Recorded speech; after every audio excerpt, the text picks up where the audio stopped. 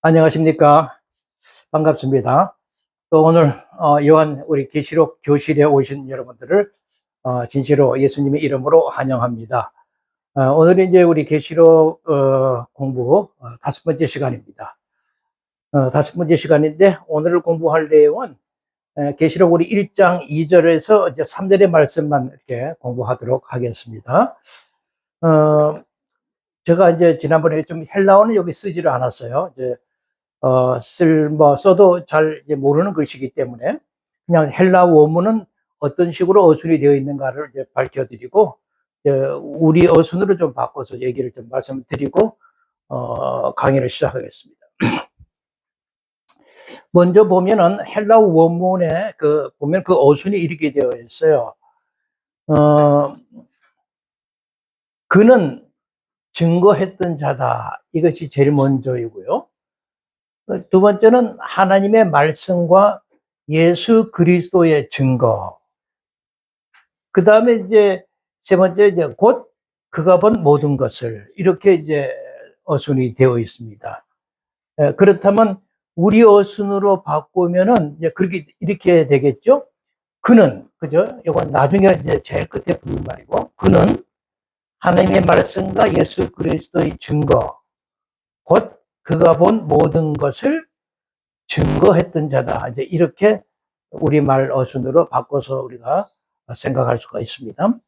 그 다음에 계시록 1장 3절의 말씀은 그 헬라 원문은 어떻게 시작하면 복이 있다 이렇게 시작을 해요. 복이 있다. 그리고 그 예언의 말씀들을 읽는 자와 듣고 그 안에 기록된 것을 지키는 자들은 그 다음에 이제 세 번째, 왜냐하면 때가 가깝기 때문이다. 이런 식으로 어순이 되어 있어요. 그렇다면 이걸 우리말 어순으로 하게 되면은, 이게, 여기가 먼저죠. 그 예언의 말씀들을 읽는 자와 듣고 그 안에 기록된 것을 지키는 자들은 어떻게? 올라가서 복이 있다. 이렇게 되고, 그 다음에 왜냐하면 때가 가깝기 때문이다. 이렇게 이제 우리말 어순으로 우리가 번역해서 생각할 수가 있습니다. 오늘 이 본문의 말씀 중에 이제 제일 먼저 이제 제가 이제 하나님 말씀과 그 예수 그리스도의 증거라고 하는 표현이 좀 중요한 표현이기 때문에 이 말씀을 조금 드리려고 해요.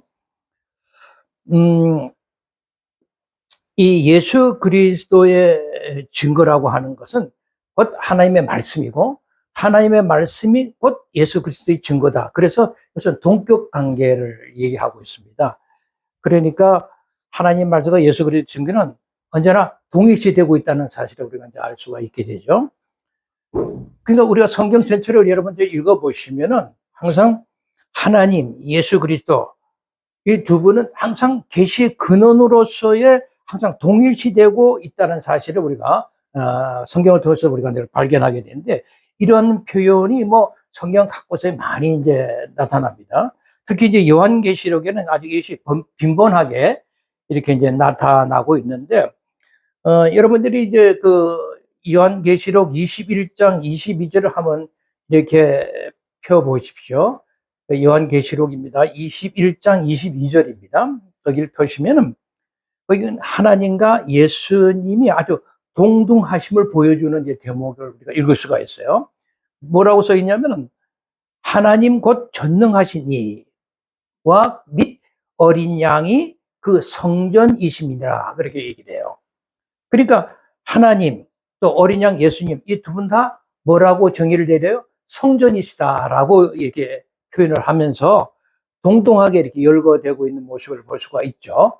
그러니까 하나님과 그 예수 그리스도는 언제나 이게 동격 관계로 동일시되고 있다는 것을 우리가 이제 알 수 있고요.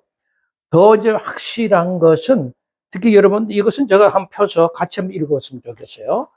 계시록 5장 11절에서 13절의 말씀입니다. 이걸 한번 펴보십시오. 전에 여러분도 뭐 계시록 혹시 읽으셨다면은 이런 표현을 읽어도 뭐 그냥 읽으셨을 거예요. 아무 이제 뜻을 제대로 알지 못하고 읽었을 수도 있어요. 여기 이제 11절로부터 보자고요. 또 내가 또 보고 들음에 보좌와 생물들과 장로들을 둘러선 많은 천사의 음성이 있는데, 그러니까 거기 보니까 이 보좌의 그 생물들과 장로들이 둘러선 많은 그 천사들이 함께 모여서 있는 그 수가 아주 만만천천이라, 그러니까 말로 세울 수가 없는 거죠. 그렇게 많은 그 천사들이 큰 음성으로 이루어서 어떻게 그 찬양을 드리고 영광을 돌리고 있냐면, 누구에게? 죽임 당하신 예수님을 이렇게 찬양을 드리고 있는 내용이 나와요. 그 12절에 보면 죽임 당하신 어린 양이 능력과 부와 지혜와 힘과 존귀와 영광과 찬송을 받으시기에 합당하도다, 이렇게 막 찬송을 하는 거예요. 이것은 하나님에게만 할 수 있는 표현이잖아요. 근데 여기 보니까 하나님이 아니라 어린 양에게 이렇게 그 영광을 돌리는 모습을 볼 수가 있어요. 그리고 13절 한번 넘어가 보죠. 또 내가 들으니 하늘 위, 또 땅 위와 땅 아래와 바다 위와 또 그 가운데 모든 만물이 가로되, 그러니까 모든 창조된 세상 만물이 가로되, 어떻게 이들이 하나님께 찬양을 드리느냐 하면은 이렇게 되어 있어요. 보자요. 보호자에 앉으신 이와 어린 양에게 찬송과 존귀와 영광과 능력을 세세토록 돌릴지어다, 이러면서 찬양을 드리는 내용이 나오죠. 예. 어떻습니까? 여러분, 이건 세상에서 있을 수 없는 내용이잖아요. 가령 예를 들어서 여러분, 황제가 있는데 황제 옆에 황태자가 같이 똑같은 자리에 앉아가지고 동등하게 영광을 받는다, 그게 있을 수 있는 일이 없는 거예요. 있을 수가 없잖아요.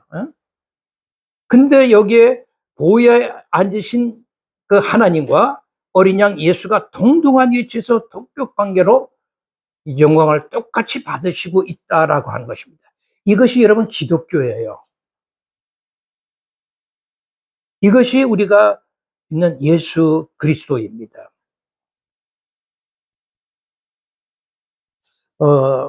그리고 이렇게 하나님과 예수님의 이게 동격 관계는 늘 이렇게 성경에 나와 있는 여러 가지 표현을 통해서 우리 알 수가 있고, 또 어떤 의미에서 그 의미가 더 이상 말하자면 그 의미가 아주 크게 이렇게 더 확장되어서 우리에게 보여주는 내용들이 참 성경에 굉장히 많이 있습니다.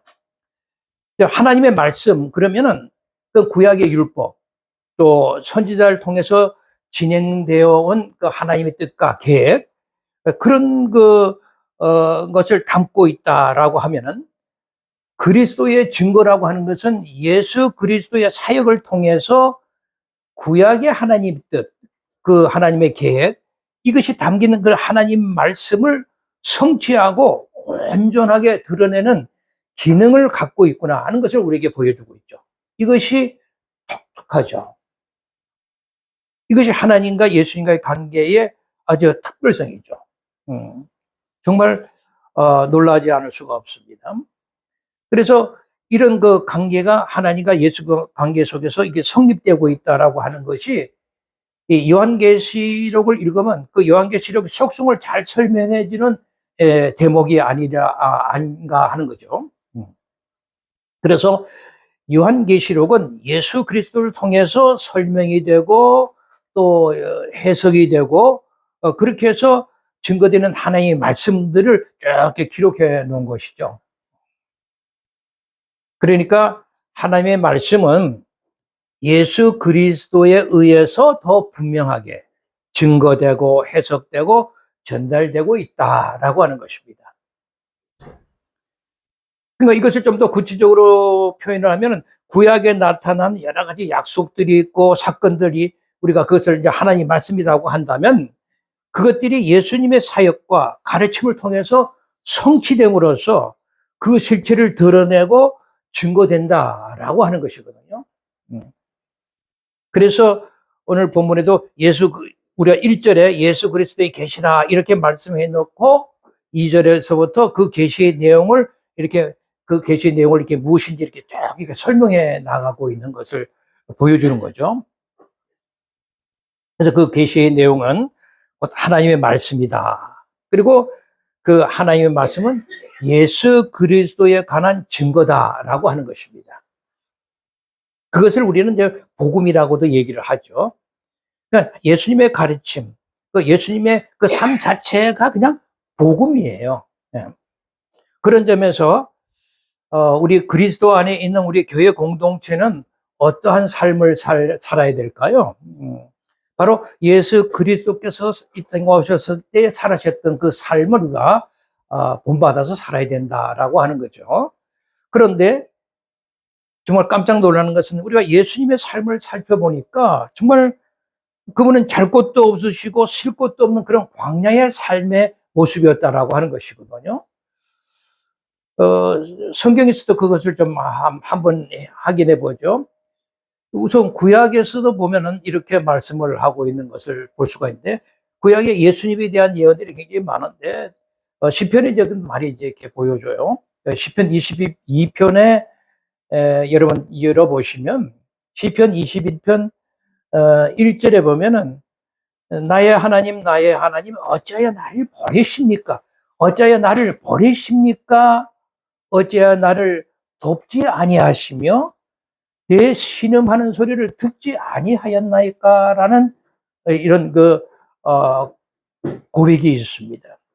그리고 6절에 보면 나는 벌레요 사람이 아니라 사람의 해방거리요 백성의 조롱거리입니다 라고 또 얘기를 하고 있고, 또 7절에 보면 나를 보는 자는 다 비웃으며 입술을 비쩍이며 머리를 흔들며 말하되 저가 여호와를 어떡하니 구원하실 걸 저를 기뻐하시니 건지실 걸 하나이다 라고 이제 비아냥거리죠.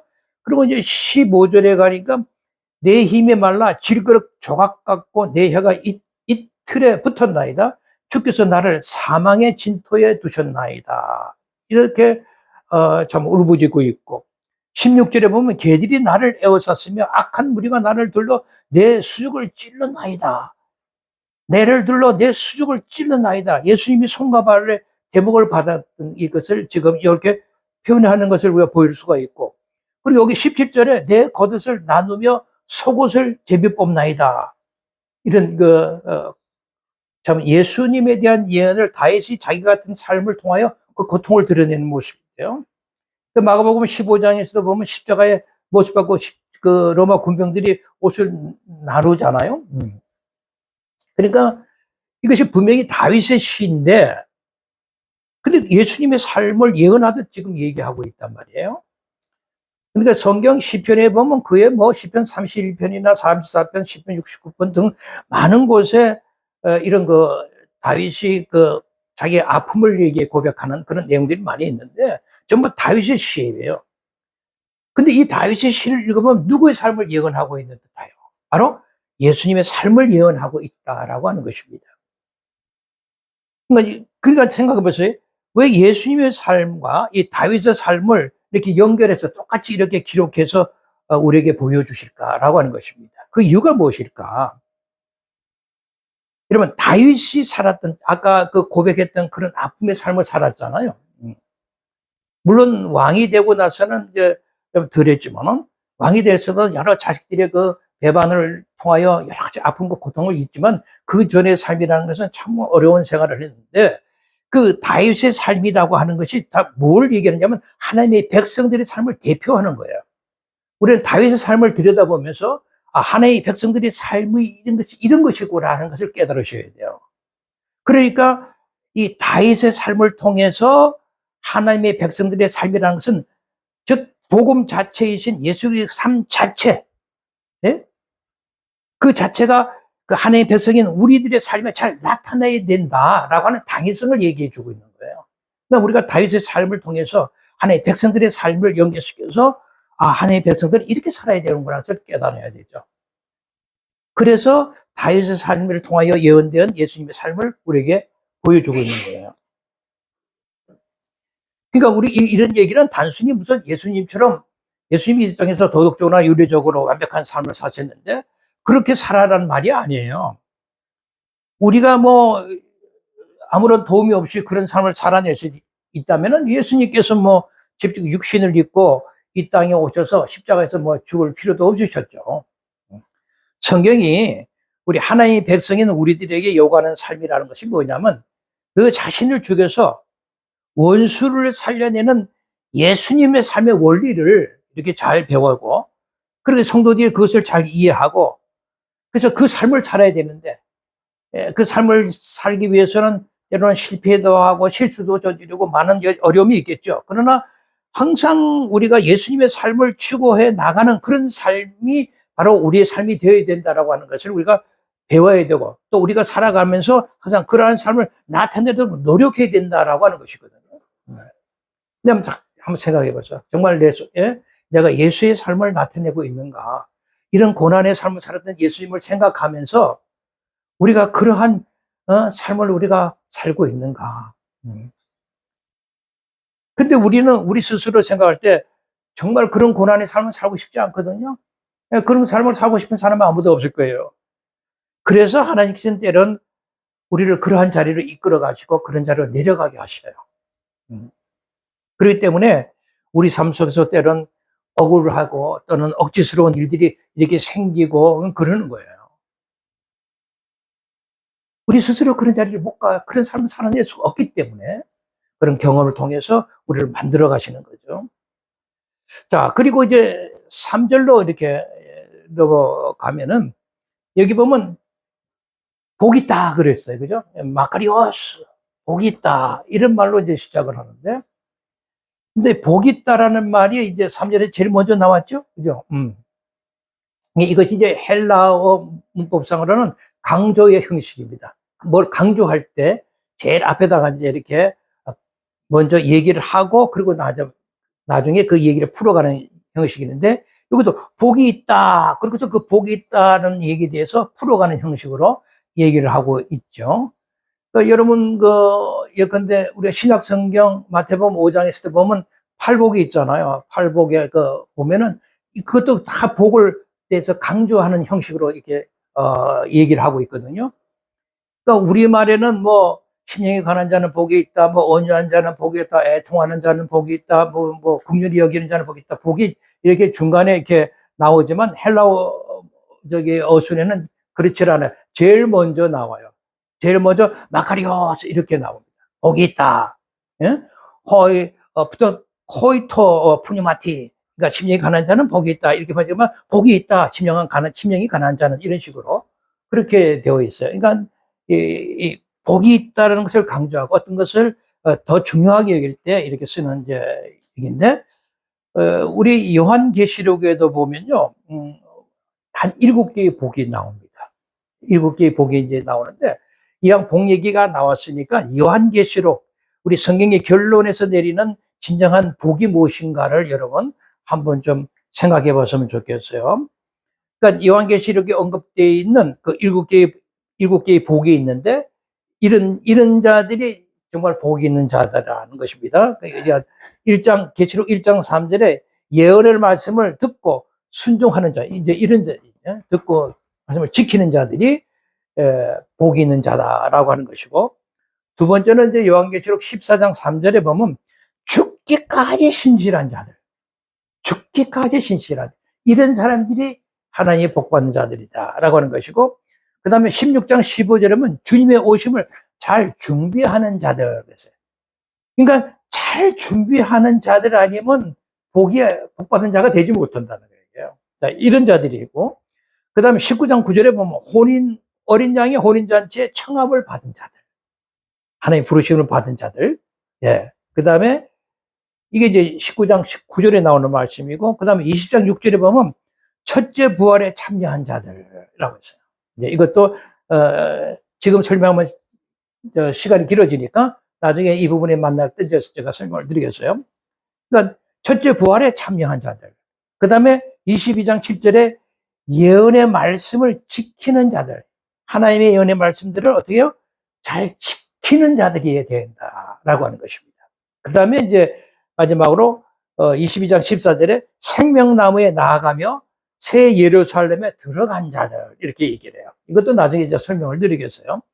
그러니까 이 구원받은 교회 공동체를 이렇게 다양한 표현을 통해서 복의 주된 특징이 뭐냐라는 것을 우리에게 생각할 때, 이 복들은 전부 보면 말씀의 순종에 있구나라고 하는 것이고, 또 하나는 정말 우리가 행위를 하는데 순교 같은 그런 실천적인 행위가 반드시 나타나야 된다는 것을 얘기하고 있죠.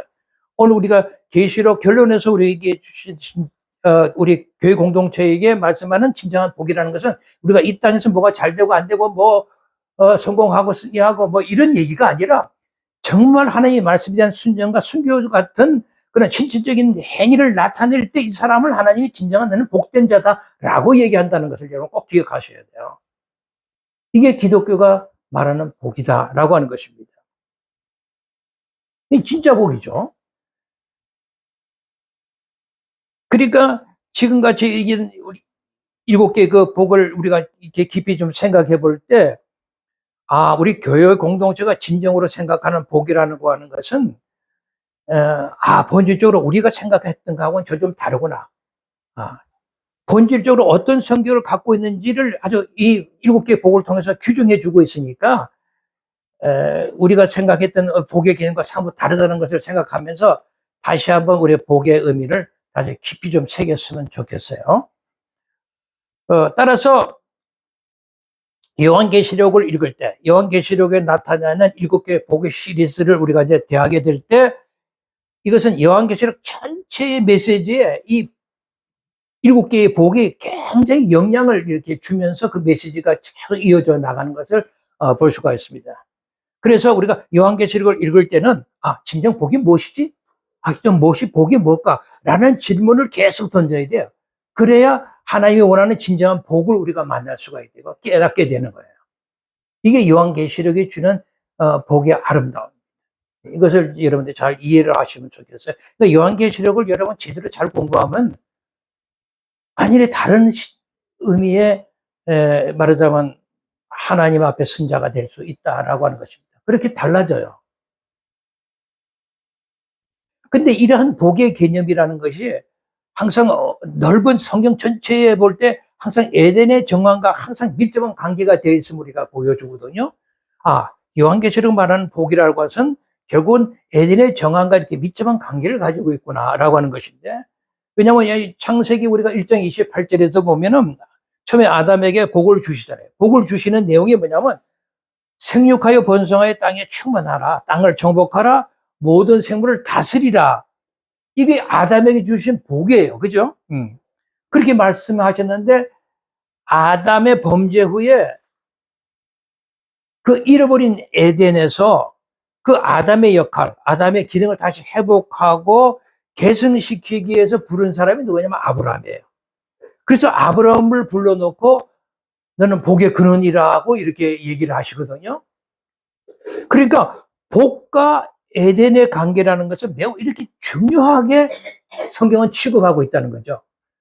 그러니까 에덴이 회복되는 이 문제와 우리가 원하는 진정한 복과는 항상 중요하게 이렇게 연결되어 있는, 중요하게 취급하고 있는 것이 성경이다. 그래서 요한계시록은 종말론적인 성취, 종말론적인 완성으로서의 에덴의 회복의 의미를 두고 있다라고 하는 것을 여러분 놓치지 마시기 바랍니다. 그 다음에 이렇게 생각해 볼 것은 말씀을 읽는 자와 듣고 그 안에 지키는 자들 이제 이렇게인데, 읽는 자, 읽는 자가 되고 또 들어야 되고 지키는 자가 되어야 된다라고 하는 거죠. 여기 보면 읽는 자를 읽는 자는 단수로 되어 있고요, 듣는 자는 아주 복수로 되어 있거든요. 헬라 원문에 보면. 그러니까 이것은 당시에는 뭐 지금 우리처럼 성경을 이렇게 개개인이 한 사람씩 다 갖고 있는 게 아니잖아요.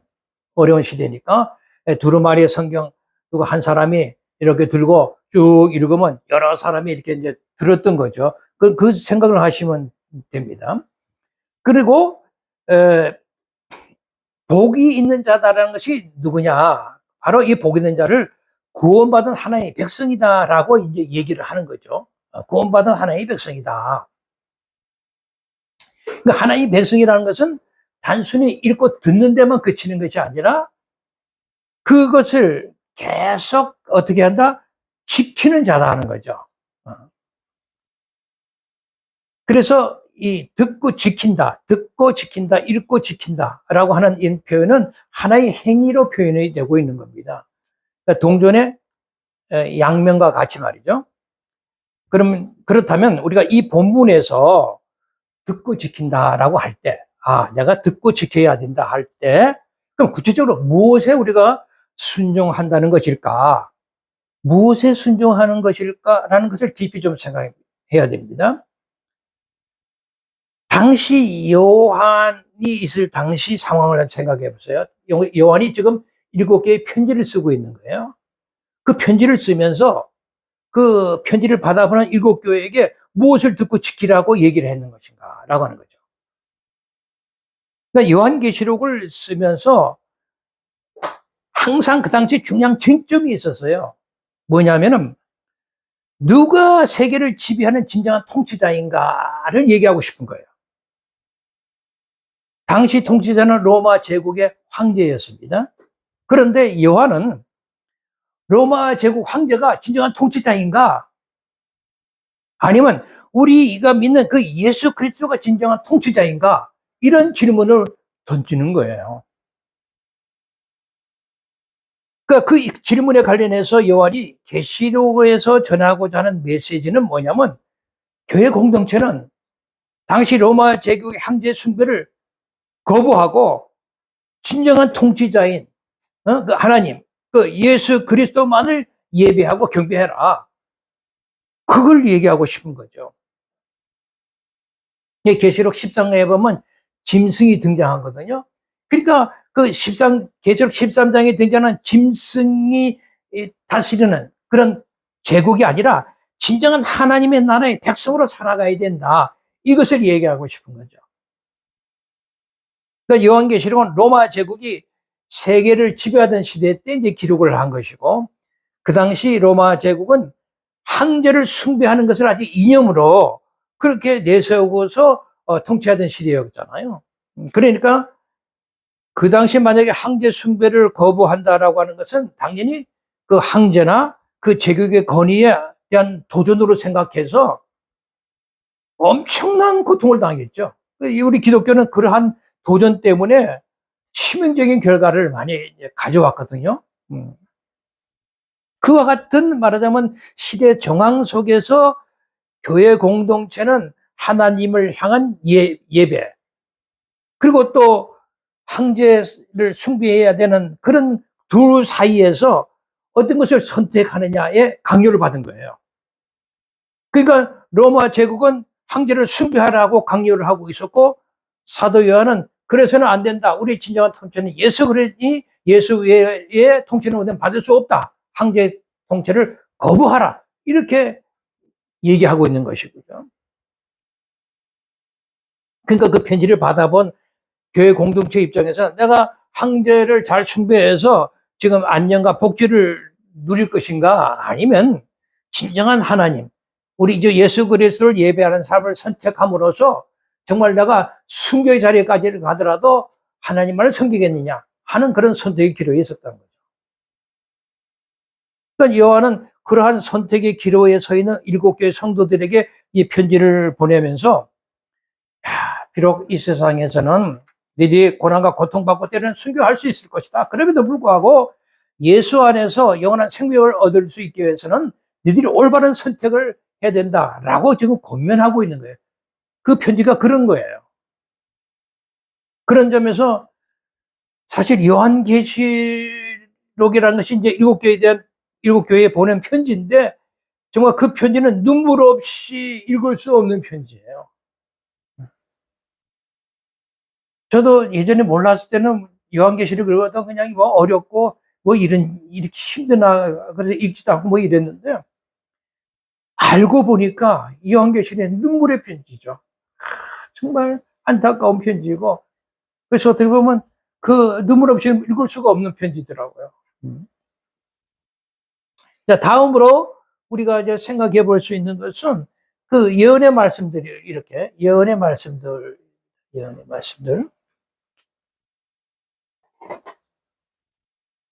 이 편인데 이 예언에 관해서는 제가 서론에서 이미 좀 언급한 바가 있죠.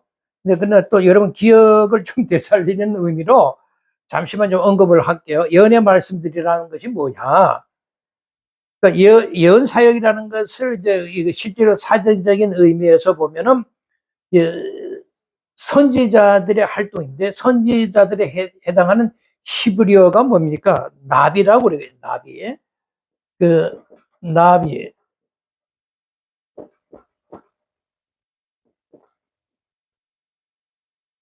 히브리어 이 나비라는 것은 말하자면 스피커, 이 연설자를 의미하기도 있고, 때로는 preacher, 그러니까 설교자라는 뜻을 가지고 있습니다.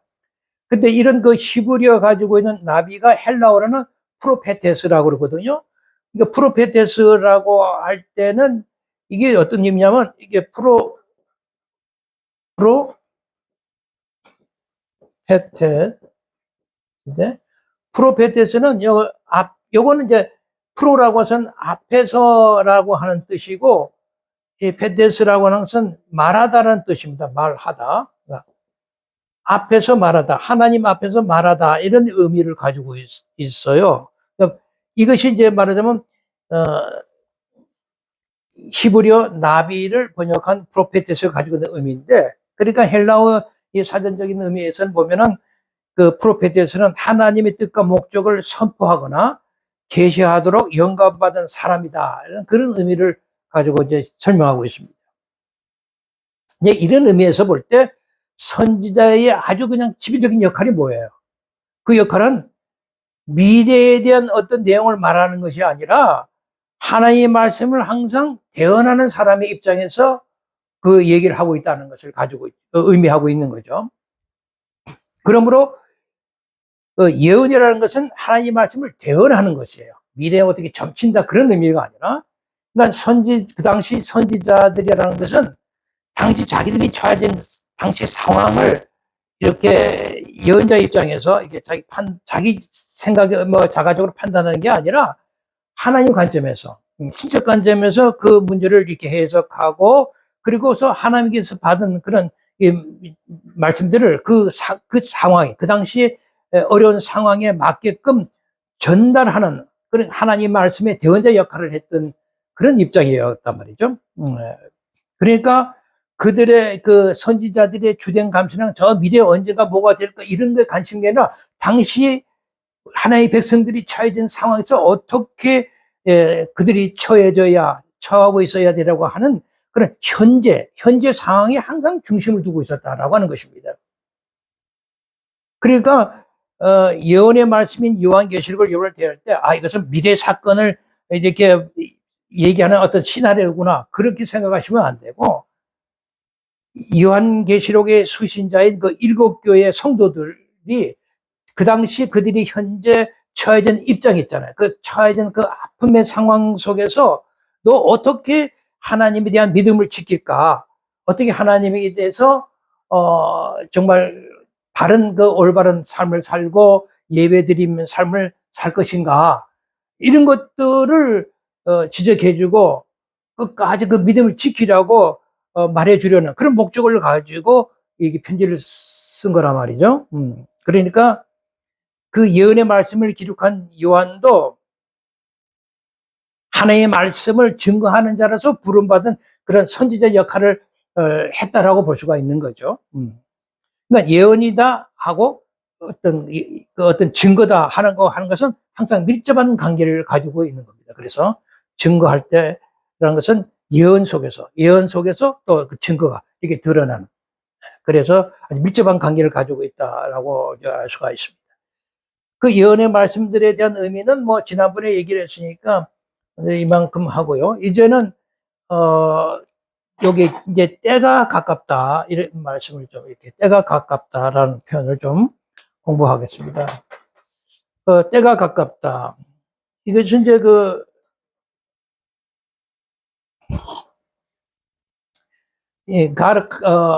가리오스 앵귀시라고 하는 말인데, 때가 가깝다 이렇게 이런 말을 했는데, 그렇다면 여기서 이제 우리가 생각할 때, 성경에서 때가 가깝다라고 하는 표현을 했을 때 이것이 재림의 때가 가깝다 이런 의미일까 하는 것입니다. 근데 오늘날 전통적으로 많은 사람들이 우리 기독교 공동체에서도 보면은 이걸 재림의 때가 가깝다라는 해석으로 되게 알고 있고 그런 생각을 가진 것이 지배적입니다. 그러니까 재림의 때는 아직 오지 않았지만 곧 올 것이다 라고 이제 이해를 하고 있는 거죠. 과연 그러한 해석을 우리가 정말 받아들여도 될까 하는 거죠. 성경적으로 볼 때.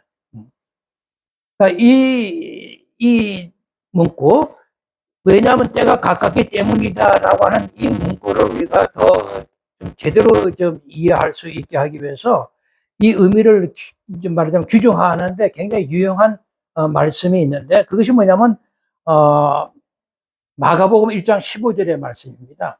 그러니까 계시록 1장 3절의 이 말씀을 이해하기 위해서는 마가복음 1장 15절의 말씀을 살펴보는 것이 이제 굉장히 이제 중요하다라고 하는 것인데, 그래서 제가 여기다가 계시록 1장 3절의 말씀을 기록해 놓았고 마가복음 1장 15절의 말씀을 이제 기록을 해 놨는데요.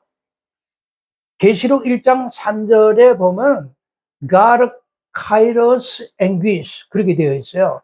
그러니까 때가 가깝기 때문이다. 그러니까 God라는 것은 왜냐하면 접속사인데, 왜냐하면 때가 가깝기 때문입니다 라고 이제 얘기를 하고 있단 말이죠. 때가 가깝기 때문이다. 그런데 이 본문을 더 이해하기 위해서 마가복음 1장 15절에 보면은 이런 본문이 나와요. 페플렐로 타이 호 카이로스.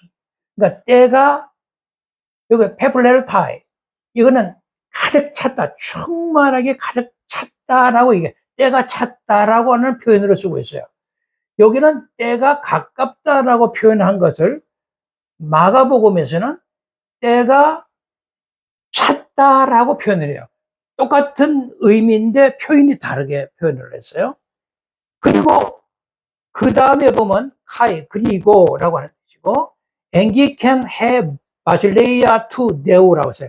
하나님의 나라, 바실레이아 나라의 앵기켄이라고 하는 것은 아까 여기 앵규시라고 하는, 가깝다라고 하는 의미는, 이게 말하자면 여기서는 형용사로 쓰여있는데, 여기 앵기켄은 완료 시제로 쓰여 있어요. 그래서 has drawn near. 완료된 거죠. 가까이 왔다라는 거죠. 가까이 왔다. 이게 앵기켄이라는 단어를 썼어요. 그러니까 여기 계시록 1장 3절에 때가 가깝기 때문이다. 왜냐하면 때가 가깝기 때문이다 하고 하는 이런 말의 의미는, 여기서 말하고는 하나님 나라가 지금 가까이 왔다라고 하는 의미하고 똑같은 것이고, 그 다음에 또 뭐냐면 이 때가 찼다라는 의미가 똑같은 거죠. 그러니까 때가 가까이 왔다나 때가 찼다나 또는 하나님 나라가 가까이 왔다라고 하는 의미는 같은 동일한 의미를 표현을 달리 하고 있는 거라. 이거를 잘 우리 이해하시면은 이 때가, 왜냐하면 때가 가깝기 때문이다라고 하는 표현을 잘 이제 이해하게 되죠. 그러니까 여기 때가 찼다는 말씀, 하나님 나라가 가까웠다는 이 말씀, 이 말씀은 하나님에 의해서 결국은 종말이, 이제부터는 종말이야 라고 지정된 시간이 왔다라는 뜻입니다. 그러니까 예수님이 이 땅에 왔다라고 하는 그 자체가 이 세상의 종말이 시간은 이제 왔다라고 하는 의미로 사용하고 있다는 것을 알 수가 있죠. 그래서 그것을 알기 위해서 우리가 갈라디아서 4장 4절에 보면 그런 얘기를 하죠. 때가 참에 하나님이 그 아들을 보내셨다. 그런 얘기예요. 때가 차니까. 때가, 아까 여기 있잖아요. 때가 차니까 하나님의 나라가 이렇게 가까이 온 것처럼, 여기 갈라디아 4장 4절에도 보면은 하나님 아들이 이 땅에 온 것 자체가 때가 찼다라고 얘기를 하고 있거든요. 그러니까 때가 찼다. 하나님이 그 아들을 보내셨다. 이런 말씀을 볼 때, 예수님이 이 땅에 육신을 입고 오시는 그 순간에 동시에 종말의 시대가 도래했구나라는 의미를 이제 갖고 있는 거죠. 그러니까 이런 것을 여러분이 제대로 알으셔야 돼요. 그렇지 않으면 모든 보면 미래에 언제 될 일이다 자꾸 그런 생각을 하거든요. 성경은, 요한계시는 그렇게 얘기하고 있지를 않아요. 이미 때가 왔어요. 예수님이 오셨음으로써 이미 그 종말의 시대가 도래한 거잖아요. 그러니까 이 계시록 1장 3절에서 때가 가깝다는 문구와 마가복음 1장 15절에 하나님 나라가 가까워 있는 문구는 다 완료 시제로서 하나님 나라가 이미 왔다라고 하는 의미를 우리가 생각해야 되고, 그거와 동시에 종말의 시대가 왔다라고 하는 생각을 가지고 계시면 정확한 표현으로서 여러분들이 이해하게 됩니다. 그러니까 가까이 왔다라는 의미라는 것은 아직 오지 않은 상태에서 이제 가까이 왔다, 이런 의미로 사용된 게 아니라 이미 왔다라는 의미로 사용하고 있다는 거. 꼭 여러분 이걸 잘 기억해 주시면 좋겠어요.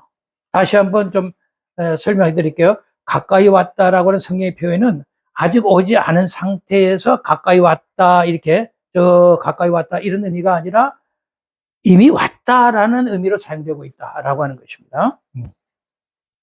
그래서 계시록 1장 3절에 때가 가깝다라는 문구는 마가복음 1장 15절에 때, 또 가깝다라는 이 단어를 조합한 것이니까 하나님의 나라의 종말적 도래가 예수 그리스도의 육신을 입고 오심으로써 이미 성취되었음을 이렇게 의미하고 있구나라고 하는 것을 여러분 잘 기억해 주시면 좋겠어요.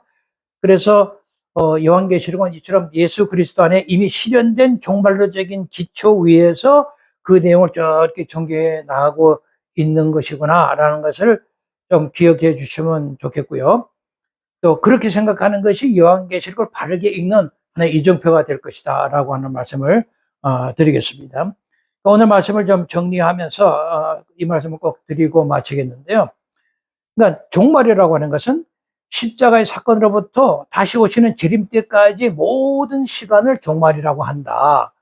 그러므로 우리가 살고 있는 이 시점 역시 이미 도래한 종말의 현장 속에 우리가 살고 있다는 것을 여러분 꼭 인지하시고, 그러니까 계시록은 먼 훗날의 마지막 시간에 될 그런 것을 얘기하는 것이 아니라 지금 종말에 살고 있는 모든 그리스도인에게 하실 말씀을 기록하고 있는 것이다 라고 하는 것입니다.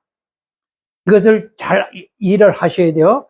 이제 우리는 예수 그리스도의 계시라는 구절을 통해서 요한계시록이 예수님과 예수 그리스도의 사역에 대한 복음이 적혀 있는 책이라는 것을 우리가 알았고, 또 예수님의 삶과 그 예수님의 사역이 정말 복음이고, 또 우리에게도 그 바로 예수 그리스도의 삶이 나타나야 된다라고 하는 것이고, 또 그 삶이 우리가 때로는 나타내려면 정말 힘들고 또 눈물이 날 때도 있겠지만, 그러나 그 마지막 날은 반드시 속히 온다라고 하는 그런 희망찬 우리가 소망을 가지고 그것을 견뎌내라고 하는 것이 우리 계시록 이제 1장 우리가 이제 1절 3절에서 우리가 읽어낼 수 있는 이제 요점이라고 하는 것이죠. 그러니까 우리는 그 소망으로 살아가는 사람입니다. 그래서 매일매일 우리가 우리의 삶을 좀 돌아보면서 그렇게 좀 살아갑시다. 그날은 반드시 올 것이다라고 하는 것이고, 이제 앞으로 계시록을 통해서 하나님의 심판과 그 하나님의 승리에 대해서 우리가 계속 말씀을 하겠지만 꼭 잊지 말아야 할 것이 있는데, 그 이제 세 가지가 있는데, 첫째, 자, 세상에는 심판과 더불어서 최후의 종말이 온다라고 하는 하나의 사실. 그 다음 둘째는 새하늘과 새 땅의 하나님의 나라, 그리고 육체적 생명으로 부활된 새로운 육체로서의 새 사람을 반드시 우리가 입는다라고 하는 소망. 그 다음에 세 번째로는 예수 그리스도를 영접하고 믿고 순종하고 실천한 사람만이 그 나라에 들어갈 수 있다라고 하는 사실을 꼭 기억하십시오. 그러니까 예수님을 영접하고 믿었어요. 난 구원됐어요. 이게 아니라 반드시 그 다음에 어떤 것이 순종하고 실천하는 사람만이 그 나라에 들어갈 수 있다라고 하는 것이 성경이 우리에게 주는 가르침이에요. 이것을 놓치면 안 됩니다. 이 세 가지를 가슴 깊이 새겨두시면 좋겠어요. 이것은 한번 들은 거로 여러분 잘 이해가 안 됐을 땐 다시 한번 꼭 들으셔서 꼭 이해를 해주세요. 그래야 우리가 기본적인 기독교의 종말관을 우리가 정리할 수가 있습니다. 다음 시간에 또 만나 뵙기라고 오늘은 이것을 마치겠습니다. 안녕히 계십시오.